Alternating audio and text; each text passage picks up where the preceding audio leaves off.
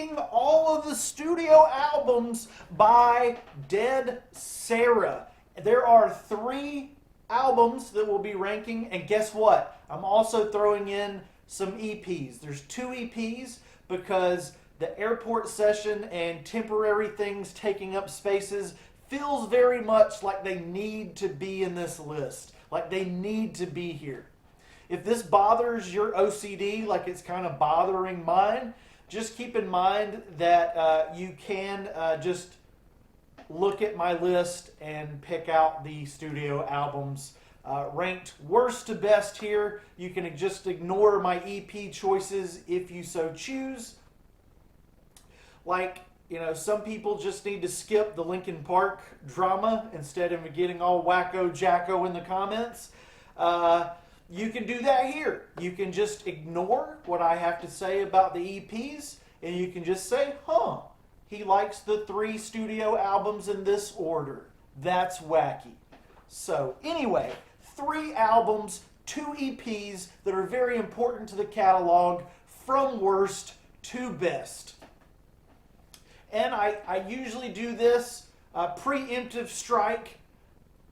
All of these are pretty good. The worst thing on this list, which we're about to talk about, it's not terrible. There's not really any awful Dead Sara music. Their catalog was pretty enjoyable to get through in its entirety. There's not a whole lot there yet. I think they're going to continue, even with the Linkin Park stuff happening. I think this is a band that has a bright future, and probably a more successful future due to Linkin Park.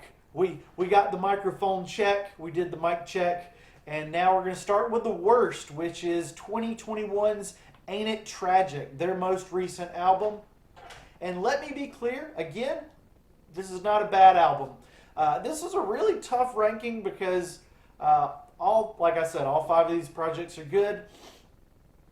But this is where Ain't It Tragic sits, at the bottom. It's a solid rock record that's a little bit more polished than the rest of their catalog, but still layered in Emily's gritty vocals that I'm excited to hear on brand new Linkin Park songs.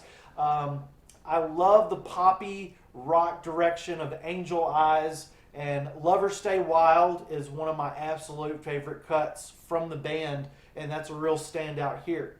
Dead Sara are experimenting on this record and expanding, which is speaking to the future of the band, if there is a future of the band. I hope that's still in the cards. I think it is. Compared to the rest of their discography, though, this is the most forgettable going through the track list, with the exception of the songs that I've discussed right here. Now we got some coffee. We got some of that glorious Oakland coffee. You got father of all dark roast unicorn guy there, Pukey. God dang!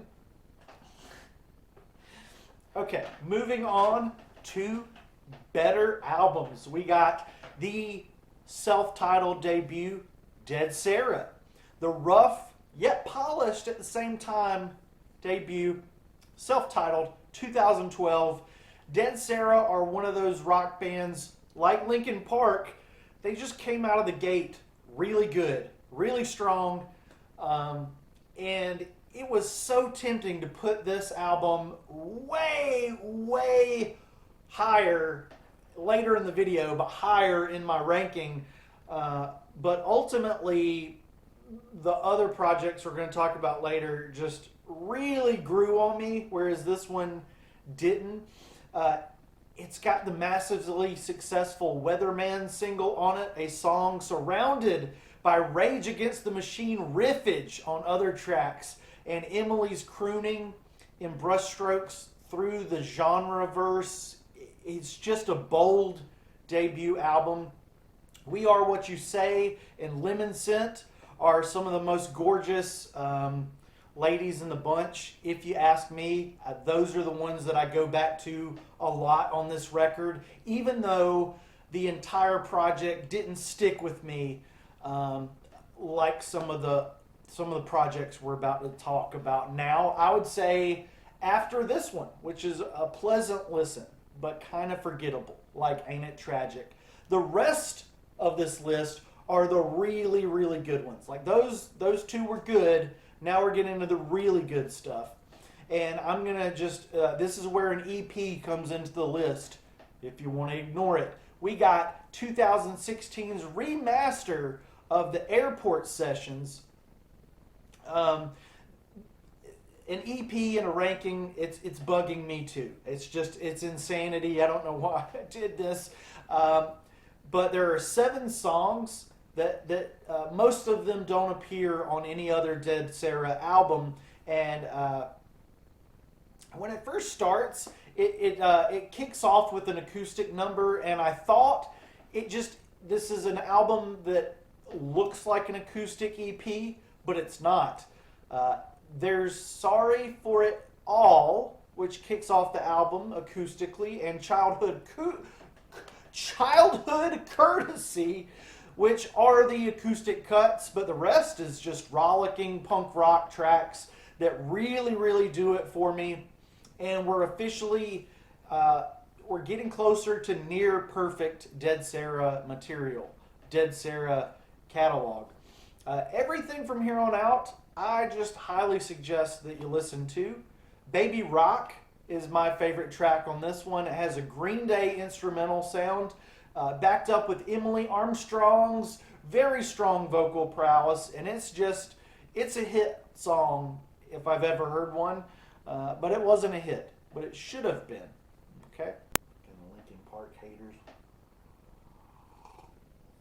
Now, like I said, we're into the really, really spectacular stuff. Let's call it spectacular stuff.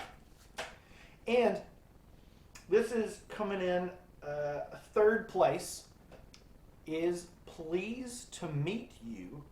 Pleasure to Meet You. Is it Pleased to Meet You or Pleasure to Meet You? I don't know. Who cares? I care. I care a lot. Pleasure to Meet You. We have 2015's Pleasure to Meet You. It's a rock album with gnarly sounds on it, and there's even saxophone and harmonica in the mix, which it's nice that they had room for that. The bass sound of this album is punky garage rock. It's from a band that's still working on perfecting their sound, but they're getting so freaking close with this in-your-face rock album. It showcases songs like LA City Slum, which is a wild and whirling adventure in depravity, or at least that's what it feels like sonically. Like the album Ain't It Tragic, there's a lot of variety, a lot of polish in the punk grunge through line, which is more thick and sturdy on this one. This album has swagger on highlights such as Sedalia, Mona Lisa, and one of my favorite Dead Sara songs of all time, my favorite cut, has got to be Lovesick. That's the highlight for me. There's country flavors on this. Country magic on Greaser. A lot of blues influence shows up at the tail end of this record and somehow fits into the punk rock, pop rock, grunge sound that this band is crafting. You got Hole, you got Led Zeppelin and Nirvana certainly grabbing a little piece of Sara. I mean, Emily, let's not Hootie and the Blowfish this woman, right? Let's not Hootie and the Blowfish Linkin Park's lead singer. I mean, Emily with her baggy sleeves and that one green shirt that she has. But we got one more album on the list, right? We got that number one LP, and that's an EP. The number one thing on my list is an EP, and it has to go to Temporary Things Taking Up Spaces, or Space. I don't know. Temporary Things it's the pink one. The pink EP from 2018 by Dead Sara. This is my flavor of rock and roll. It sounds like the color pink. It sounds like the rock band Aerosmith and Green Day had a baby together. Dave Grohl and some very classy lady there. It's very poppy, but extremely beefy, strong, and bold like the rest of their material. Un-American, it's one of the catchiest songs ever. Certainly the catchiest song by Dead Sara. And the rest of this album, it's in the same stratosphere as Un-American. There's 6 songs that are bombastic, pulling influences from all over the place. And those influences are not just Led Zeppelin or grunge, but U2 and Green Day. I mean, seriously, when the Saints are coming, you know what I'm saying? There's clear, pulsating guitar riffs, really, really my kind of guitar sounds. They are simple bass lines and drum fills that are made by madmen. This is power pop at its best and great rock and roll at its worst. This is a perfect 6-song EP. One of my favorite things from the year 2018, actually. If you're unsure about this new lady in Pink and Lark, Linkin Park, and you like pop rock as much as I do, like I'm really enthusiastic about pop rock, this is where you need to get to know Emily a little bit better than the headlines. This EP is where it's at. I think you'll get to know her a little bit of her personality. It's one of the best EPs ever, and if you have, like if you're very busy, you're a very busy businessman kind of guy. Say you got 4 minutes and you don't wear a red baseball hat in your political ranting and ravings too often, I'd say Un-American is perhaps the one song, the best song that you could start your Dead Sara journey with. That's how mine started. So that song, I kind of just stumbled across it on Spotify, typing in random phrases into the search bar relating to my life. It's just kind of a weird way to discover a band, but here we are.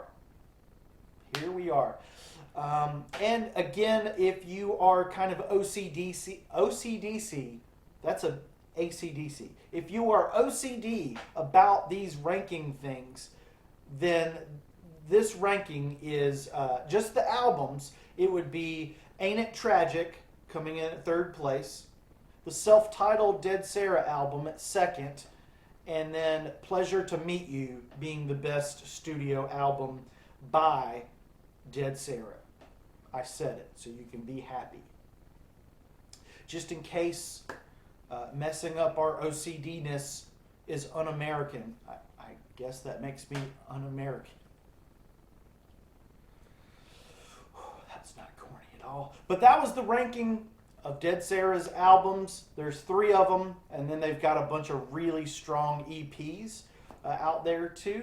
So check them out. Get to know them, get to know Emily as we move forward in this new era of Dead Sara and new era of Linkin Park. Thank you.